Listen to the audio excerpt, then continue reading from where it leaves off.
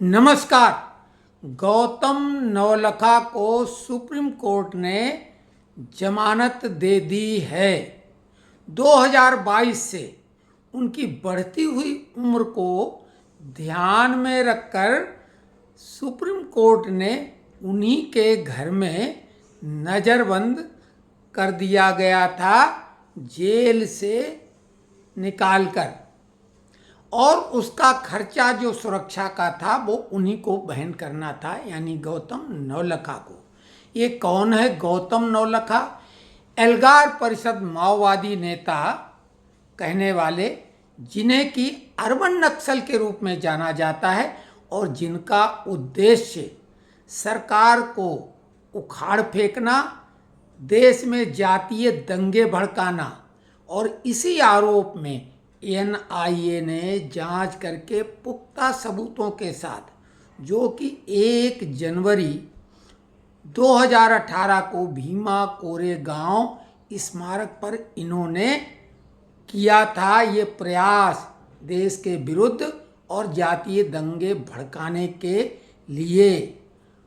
अब ऐसे गंभीर आरोपों में जेल में पहले ये रहे, लेकिन बाद में इन पे मानवता का रुख अख्तियार करके इन्हीं के घर में रखा गया था, और अब वहाँ से बीच चुनाव में इनको रिहा कर दिया गया।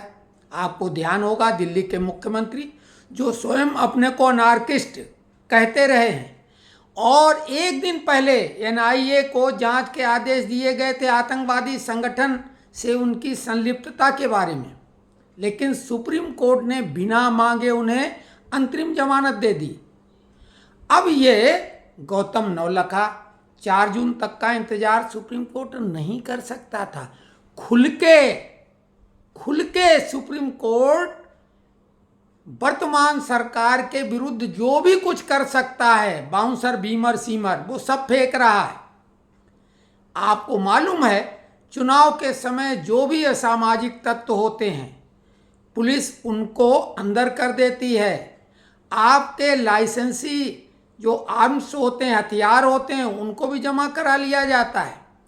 लेकिन ऐसे मौके पर बड़ी मुश्किल से पकड़ में आने वाले ये लोग, जो कि सबूतों को नष्ट करना जानते हैं, बचना जानते हैं, बहुत मुश्किल से पकड़ में आते हैं। उनमें से चाहे अरविंद केजरीवाल हों या गौतम नवलखा हों, लेकिन सुप्रीम कोर्ट को चुनाव के बीच में इनको छोड़ने का कहाँ से ध्यान आ गया? तो गौतम नवलखा भी अब अपने ही घर में रह रहे थे आराम से। कोई उनको ऐसा नहीं था कि जेल में कोई उनको, वो सब अपने घर में आराम की ज़िंदगी जी रहे थे। ऐसी गर्मी में बढ़ती उम्र वाला वैसे भी कम से निकलते हैं, हम तो महीनों घर से बाहर नहीं निकलते हैं। तो कुल मिला के इससे क्या जाहिर हो रहा है कि हमारी जो सर्वोच्च न्यायालय है, जिसको न्याय का सबसे बड़ा मंदिर माने, तीर्थ स्थल माने, लेकिन वहाँ के पंडे पुजारी क्या कर रहे हैं? तो कुल मिला के सरकार को, अब ये जो सरकार अगली बने, कॉलेजियम सिस्टम को ख़त्म करे, क्योंकि अब तो जज ही जजों पे आरोप लगाने लगे हैं। अब कुछ कहने की ज़रूरत ही नहीं रही है आम पब्लिक को, और आम पब्लिक तो किसी पे भी उंगली उठा सकती है, कमेंट्स कर सकती है, क्योंकि जनता जनार्दन है इस चुनाव के बीच में, कोई उससे बड़ा नहीं है। ये है सरकार के तीनों स्तंभ जनता के द्वारा प्रदत्त अधिकारों और उनके पैसे पे ही चल रहे हैं। तो जनता की तरफ से कॉलेजियम सिस्टम, जिसमें न कोई परीक्षा है, न कोई साक्षात्कार है, न कोई इलेक्शन है, सीधे भाई भतीजावाद के आधार पर सिलेक्शन होता है, योग्यता का कोई ध्यान नहीं रखा जाता है।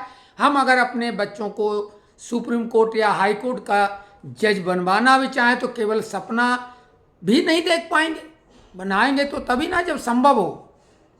तो कुल मिला के ये रुख सुप्रीम कोर्ट का है। इस खबर के ऊपर मुख्य चैनल कुछ बोल नहीं रहे हैं, इसलिए हमने कहा ये खबर आप तक पहुंचाए। ये खबर कैसी लगी और कमेंट्स बॉक्स में अवश्य लिखें, ताकि हम और कुछ ऐसी खबरें आपको देते रहें।